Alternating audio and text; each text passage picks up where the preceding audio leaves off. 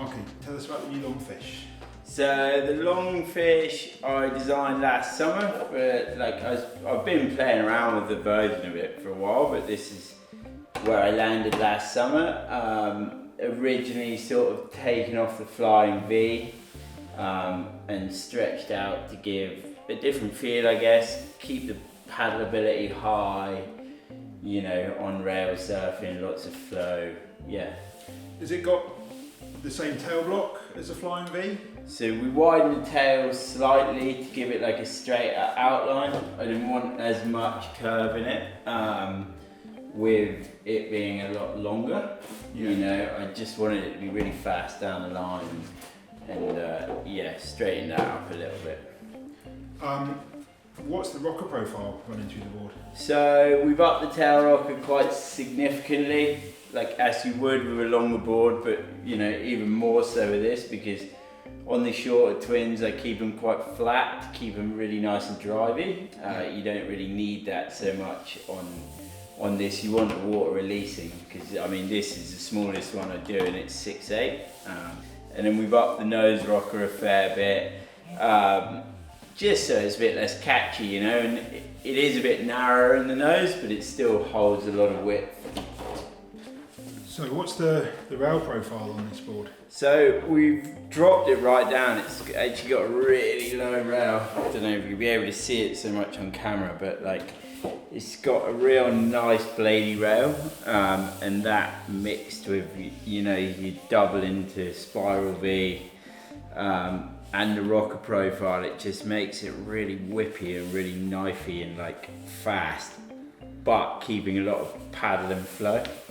And the bottom contour, you've got double rolling through, or? Pretty much, so it's got like slight single up here, and then just where the rocker sort of starts to kick, and kind of where your chest is going to be, that comes into a double, and you know, where your front foot might start to be up here, that's all double, and then it leads into sort of a spiral V coming back through here.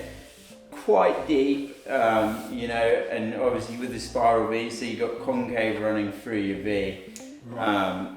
It just helps pull water through, again aiding a lot of speed and a lot of lift. But I found with the double up here, from the early versions at least, like this just gives you really quick rail-to-rail transitions, even though it is quite a big board. I mean, this one's almost 40 litres, it's 6'8", and I feel like you surf it like a 6'0", you know.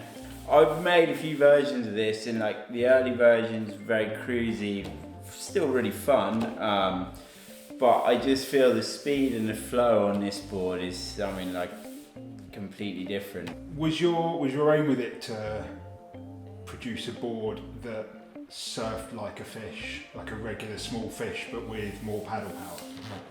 Pretty much, and like also having that longer rail line, something that you can really draw your turns out on, but you get that twinny fish feel when you want the release, you know. It was just, I wanted to do something different. I wanted a sort of mid-length that surfed as high performance or as cruisy as you want, and I wanted to be able to beat 50-yard sections, and that's what this sort of does. So it's all about making a bigger board feel smaller, so it's more manoeuvrable, but it's got the speed. That's it, super lively, but it's a big board that feels small, paddles big, surfs fast, you know. You can surf it off the tail, you can do big carves on it. Yeah, it's got me really excited, this board. I surf it heaps, and like pretty much everyone who picked it up or picks it up has absolutely loved it. And what sort of waves have you designed it for and tested it in?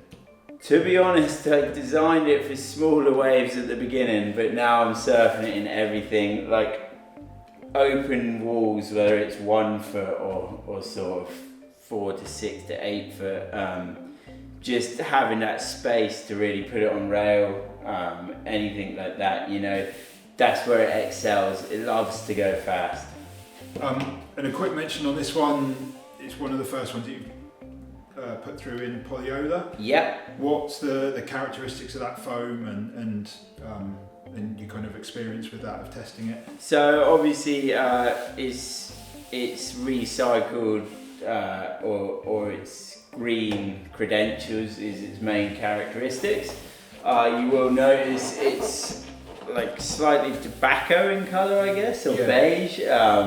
So we've done this one, we paired it up with a white bottom tint, just something a bit different. I didn't want to cover the foam completely because I want to showcase it a bit, but you know, it's tough, it's mixed with wood chipping, so it's a very durable foam. The flex is pretty good on it though, and it is definitely a lot greener. So yeah, that's why we went for it in this one. I just thought I wanted to showcase it. So.